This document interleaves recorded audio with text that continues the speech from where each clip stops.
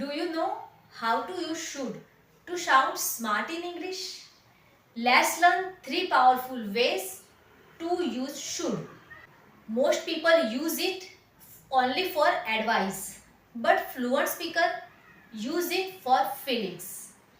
Let's see how. Advice, સલાહ. You should drink more water. તમારે વધારે પાણી પીવું જોઈએ. Expectation, અપેક્ષા. The train should arrive by now. હવે ટ્રેન આવવી જ જોઈએ. Regret, અફસોસ. I should have studied harder. મારે વધુ મહેનતથી અભ્યાસ કરવો જોઈતો હતો. When you use should correctly, you sound natural, confident and smart. So guys, remember, you should practice every day to speak better English. See you in the next reel.